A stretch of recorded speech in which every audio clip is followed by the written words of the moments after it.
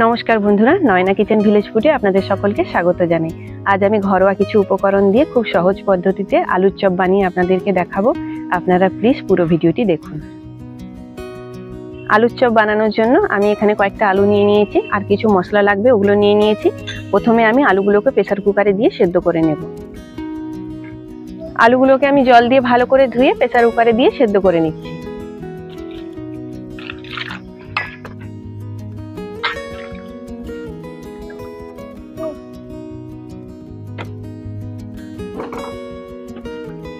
তিনটা থেকে চারটা সিটি দিয়ে দিলেই আলুগুলো সেদ্ধ হয়ে যাবে।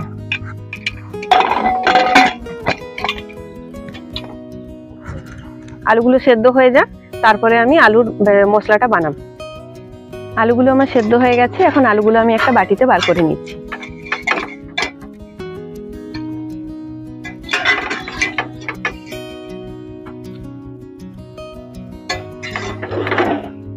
আলুগুলো সেদ্ধ করে আমি একটু রেখে দিয়েছিলাম ঠান্ডা হওয়ার জন্য। আলুগুলো ঠান্ডা হয়ে গেছে, আমি আলুগুলো এখন ছাড়িয়ে নিচ্ছি।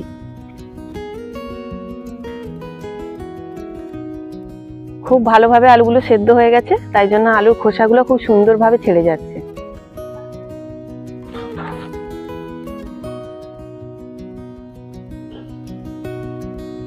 আলুগুলো আমার ছাড়ানো হয়ে গেছে। এখন চপের মশলার জন্য কি কি লাগছে আমি আপনাদেরকে বলে দিচ্ছি।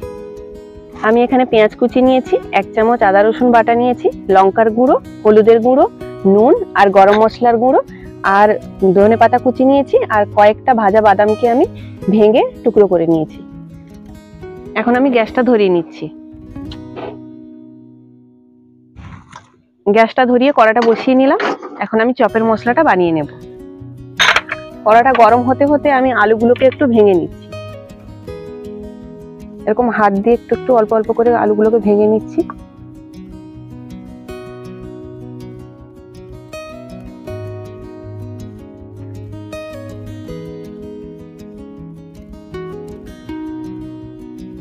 আলুগুলো ভাঙা হয়ে গেছে।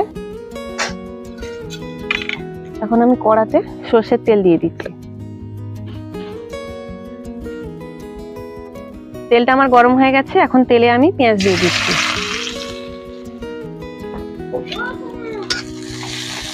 পেঁয়াজটা একটু ভাজা ভাজা হলে আদা রসুন বাটাটা দেব। পেঁয়াজটাকে বেশি ভাজার দরকার নেই, হালকা একটু লাল লাল হলে আমি আদা রসুন বাটা দিয়ে দেব। পেঁয়াজটা আমার ভাজা হয়ে গেছে, এখন আমি 1 চামচ আদা রসুন বাটা এতে দিয়ে দেব।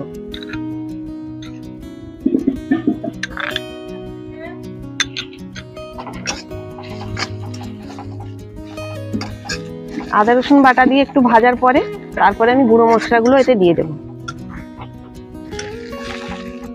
স্বাদ মতো লবণ দিয়ে দিলাম,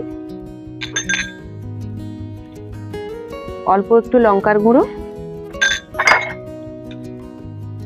হলুদের গুঁড়ো, আর দিলাম গরম মশলার গুঁড়ো, আর ধনেপাতা কুচিটাও দিয়ে দেব। এখন এগুলোকে ভালো করে আমি ভেজে নেব।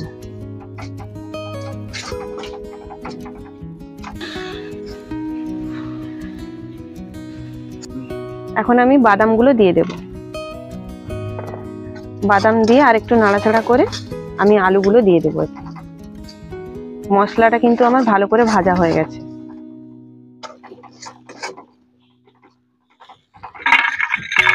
এখন এতে ভেঙে রাখা আলুগুলো আমি দিয়ে দিচ্ছি।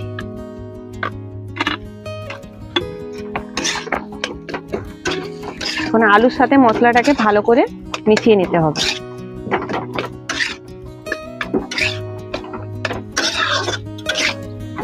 আলুটা আমার কষা হয়ে গেছে, এখন আলুটাকে আমি প্লেটে বার করে নিচ্ছি।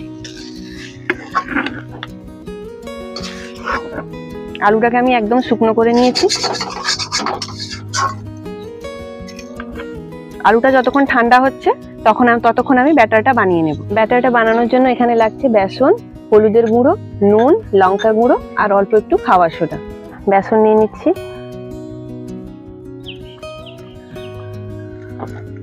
তাতে দিয়ে দেব অল্প একটু হলুদের গুঁড়ো, লঙ্কার গুঁড়ো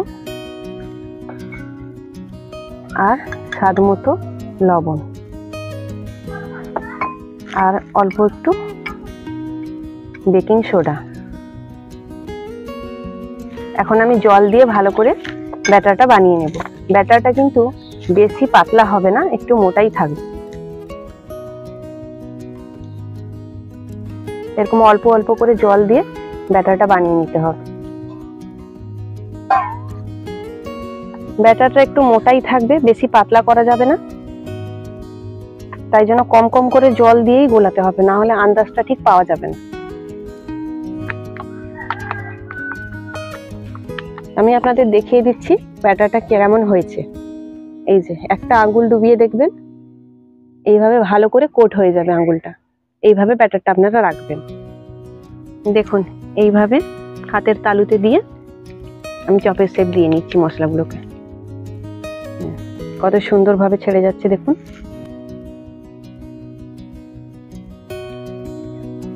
আর সাইডগুলো যদি একটু ফেটে ফেটে যায়, এইভাবে এরকম রাউন্ড শেপ দিয়ে নিতে হবে।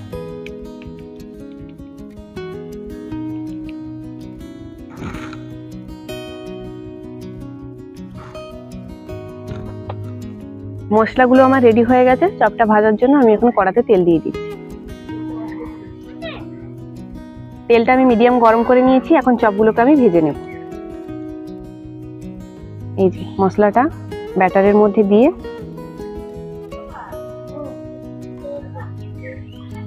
এইভাবে উঠিয়ে তেলে দিয়ে দিতে হবে।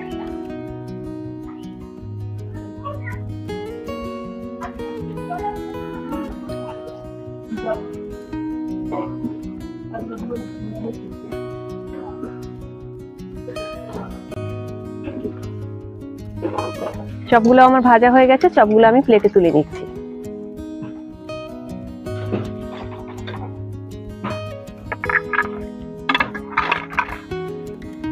আর বাকি চপগুলো আমি এইভাবে ভেজে নেব।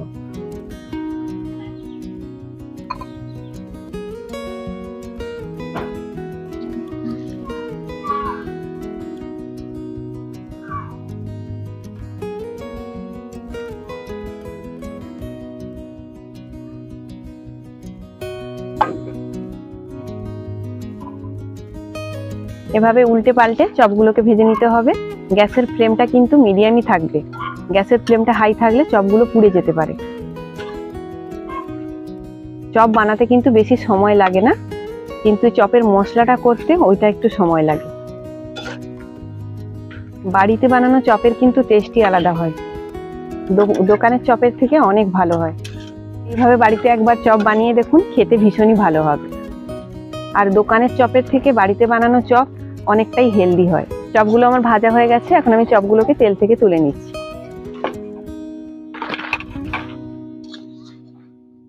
সবগুলো চপ আমার ভাজা হয়ে গেল।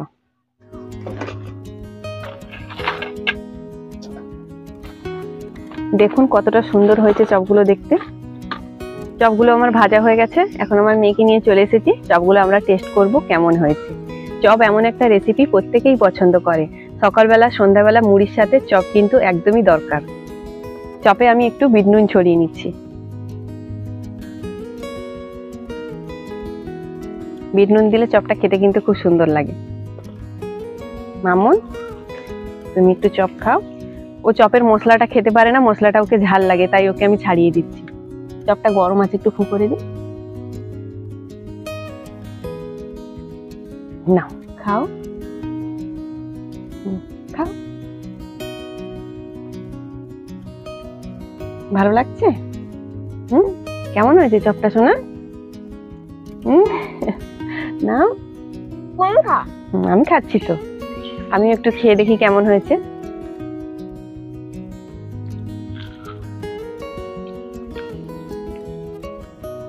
চপটা ভীষণই মুচমুচে হয়েছে, আর ভেতরটা একদম আলু দিয়ে ভর্তি। আমি একটু ভেঙে আপনাদেরকে দেখাচ্ছি। এই দেখুন, চপটা ভীষণই সুন্দর হয়েছে খেতে। তোমাকে আর একটু দেই। সোনামা নাও। কেমন হয়েছে সোনামা? দারুণ। দারুণ হয়েছে চপটা। আপনারাও এইভাবে বাড়িতে খুব কম উপকরণ দিয়ে সহজেই চপ বানিয়ে নিন, দেখবেন খেতে ভীষণই ভালো হবে। তাহলে আজকের মতো এখানেই শেষ। আপনারা ভালো থাকবেন, সুস্থ থাকবেন। আর ভিডিওটি যদি ভালো লাগে তাহলে লাইক, শেয়ার, কমেন্ট অবশ্যই করে দেবেন।